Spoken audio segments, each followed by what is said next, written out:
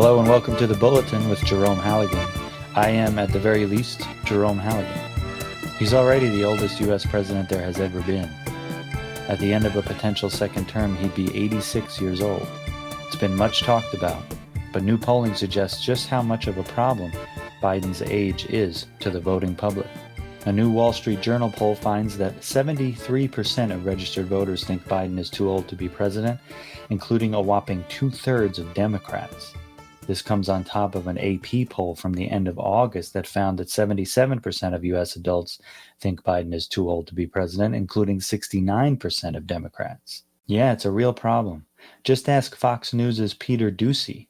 Officials that work here are confronting a problem they cannot solve: President Biden's age. Because no matter what kind of events they put on, trying to set the tone nationally, the number one thing that voters are associating President Biden with is aging, above all else.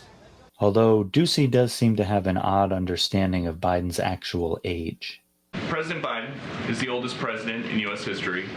Why does White House staff treat him like a baby? Katrine, can you explain how he's the oldest man in the universe and yet simultaneously a very capable infant? So wait, he's too old and he's a baby? Pick a lane, man. Or is this like Mork and Mindy where he ages backwards or something? I'm confused. But in all seriousness, we seem to have an age problem in at least two of the three branches of our government. Mitch McConnell, who apparently just suffered his second cognitive episode following multiple falls, is 81. But compared to California Senator Dianne Feinstein, who's 90, he's practically a spring chicken. Senator Chuck Grassley of Iowa is 89, and Patrick Leahy of Vermont is 83. But Biden is the president and is running again, apparently unopposed, more on that later, for re-election in 2024. How has the administration responded to questions about the president's age? Usually by saying he's done a lot of stuff. A new AP poll asked Americans an open-ended question on their thoughts on the president, and the most common response has to do with his age, how old he is, and the oldest president in history. Does the White House have additional plans to demonstrate that he can continue to, do the job at his advanced age and kind of allay some of those concerns? I mean, look, I appreciate the question. I get it often, as you know, what I would say, and I've said this many times, and many of my colleagues have said this, the president says this, if you watch him, if you've seen what he's done the last 2 years, this is a president has had a historic administration in just 2 years. Yeah, I agree. He's had a very eventful and successful first term. I really believe that. But does that mean he's going to be able to do that in 2 years or 3? White House spokeswoman Karine Jean-Pierre likes to return often to this catchphrase, watch him, which is something Biden says himself too. Let me ask you about a conversation that people are having at home. Both your supporters and your critics, they know that if you're reelected, you would be 82 when you're sworn in. You would be 86 at the end of your term. Is your age part of your own calculation into whether to run again? No, but it's legitimate for people to raise issues about my age. It's totally legitimate to do that. And the only thing I can say is watch me. The president always says this, which is watch him. And if you watch him, you'll see that he has a grueling schedule that he keeps up with, that sometimes some of us are not able to keep up with. He was State of the Union, I believe he spent 90 minutes speaking to congressional members in front of him, to the American people. After that, he spent an hour shaking hands and saying hello and greeting the congressional members and their guests. So, he delivered the State of the Union successfully and shook hands after? Is that the bar for president now? Getting through stuff? Making it to the end of things? Should I be president because I made it through all of The Irishman without falling asleep? I didn't. As for Biden, here's his most recent take on the situation. I tell you what, someone said, that Biden, he's getting old, man. I tell you what. Well, guess what? The only thing that comes with age is a little bit of wisdom. I've been doing this longer than anybody, and I guess what? I'm going to continue to do it with your help. Yeah, there's a lot of people who would love to be growing old, like the 13 dead service members in Afghanistan. They don't have that choice. A lot of people here waiting for members of their families who will never return home, as we build up forces again in the Middle East, as we are building up forces near Korea and China, because he's lost control of the global world. But he's joking about his age, joking about he has no place to go. He's having a great time as Americans are suffering every day. Wow. The ladies of Fox's Outnumbered really don't like when Biden makes jokes. So wait, so because he oversaw a tragic and very poorly managed withdrawal from Afghanistan, he's not supposed to make jokes about anything again ever? Seems unrealistic at the very least. Is he not supposed to laugh again ever either? Like, what if a guy slips on a banana peel in front of him? That's never not funny. Or what about, like, if his house is being worked on and he makes a joke about that? Would that be all right? The reason I'm here today, just for one day, I know I'm on vacation. I'm not. I have no home to go to. The Secret Service has torn my house up in a good way to make it secure. So I have no place to go when I come to Delaware except here right now. I'm only here for one day. Are you homeless? No, I'm not homeless. I just have one home, my beautiful home. But I'm down here for the day because I can't go home. Yeah, that's great. That's also insulting, like everything else. Yeah. He's got 3 homes. He's got the White House, the Camp David. There's so many places this guy can go.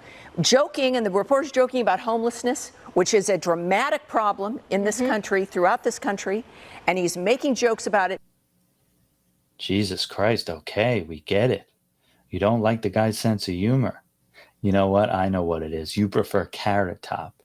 You're a prop comedian kind of gal. I get it now.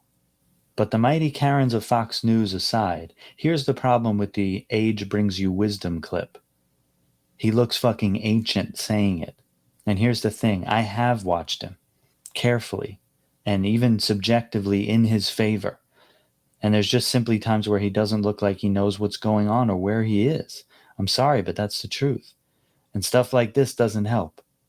And I want to thank all of you here for including bipartisan elected officials like Representative Governor, Senator Braun, Senator Booker, Representative Jackie. Are you here? Where's Jackie? I didn't think she was going to be here. No, Joe. Jackie's not going to be there because she's dead. That's right. Biden was referring to Republican Representative Jackie Walorski, calling out to her, but she'd been killed in a head-on collision the previous summer. Now, I'm trying my damnedest to think of something that would substantiate the argument that Biden has suffered cognitive decline more than calling out for a dead woman, but for some reason I'm not coming up with anything. And look, I'm sympathetic to the argument that Trump isn't much younger than Biden, but even I, a guy who despises Trump with every cell in his body, has to admit that Trump looks and acts younger than Biden looks and acts. It's just the way it is. But even if that weren't the case, I don't think it's simply a matter of perception.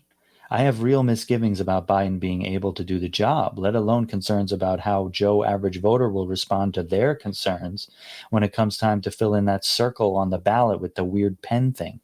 I mean, besides Biden, only Marianne Williamson and Robert Kennedy Jr. have announced campaigns for the Democratic nomination, but neither has any real shot, and I'd rather gnaw off my own arm than vote for Kennedy.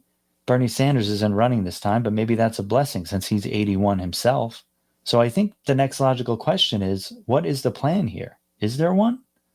Do the Democrats have some grand scheme to have someone like, say, Gavin Newsom or someone like him, or maybe Michael Bennet of Colorado or someone like that, jump in at the last minute before the convention and take over the top of the ticket? And if there is such a plan, who would that person be? There's no Obama waiting in the wings anymore. Are they planning for Vice President Kamala Harris to take the top spot? There's no indication of that as far as it goes. Further, does the party have a contingency plan in place in the event Biden is unable to continue as the nominee? I would assume they've planned ahead in this fashion, but this is the Democrats that we're talking about here. They're evocative of nothing if not the 62 Mets. That joke works because the 1962 Mets baseball team was hapless. Look it up, it's true. As yet, there has been absolutely no indication that I can see that there's any kind of plan B in place of any kind. So the overriding conclusion here seems to be, yes, we're actually really stuck with Biden. But here's the other weird wrinkle in this whole thing. Even with Biden's ridiculously low approval ratings, which actually aren't all that low relative to other first-term presidents, many of whom then went on to win re-election, he still may be the best candidate the Democrats can put up head-to-head against Donald Trump, who looks to be the likely Republican nominee, though it is very early in the game. Biden and Trump are all but tied head-to-head according to polls, if you trust polls, and Biden, of course, already beat Trump once before, so there's that to consider. All in all, I would say I'm scared. Now, that's a default setting for me, so I'm used to it, but it's there nonetheless. Can't Joe just admit that his time may have passed? He rescued the country from a second Trump term. I'd hate to see him hand it to him 4 years later. That's our show for today. Remember to like and subscribe and all that stuff. I leave you with President Biden caught on a hot mic giving his honest opinion of Fox News' Peter Doocy. What a stupid son of a bitch. See you next time, everybody.